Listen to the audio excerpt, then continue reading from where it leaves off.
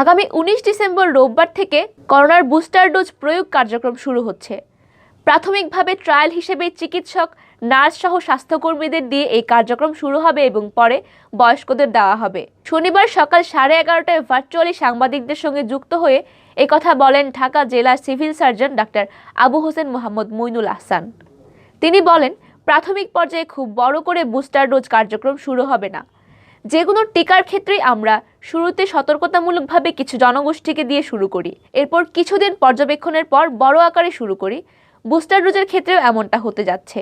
মইনুল আহসান বলেন, প্রাথমিক পর্যায়ে আমরা স্বাস্থ্যকর্মীদের মধ্যে যারা সক্ষম তাদের দিয়ে বুস্টার ডোজ প্রয়োগ কার্যক্রম শুরু করব। পরবর্তী পর্যায়ে আমরা অবশ্যই বয়স্কদের আনব, তবে বয়স্কদের ক্ষেত্রে কোমরবিড কন্ডিশন আমরা বিবেচনায় রাখব। তিনি আরও বলেন, স্বাস্থ্যমন্ত্রী বলেছেন রোববার থেকে দেওয়া করোনার বুস্টার ডোজ শুরু হবে। ওনার নির্দেশনা অনুযায়ী আমরা বেশ কিছুদিন আগে থেকেই এটি নিয়ে কাজ করছিলাম। প্রস্তুতি প্রসঙ্গে জানতে চাইলে তিনি বলেন, রোববার থেকে বুস্টার ডোজ দেওয়ার জন্য প্রস্তুতি আছে। প্রাথমিকভাবে খুব সীমিত আকারে এটা শুরু করা হবে, তবে সীমিত পর্যায়ে শুরু করলেও পরে ব্যাপক আকারে শুরু হয়ে যাবে। আমরা আশা করি টিকার ক্ষেত্রে সরবরাহ রয়েছে, এতে কোনো ঘাটতি হবে না।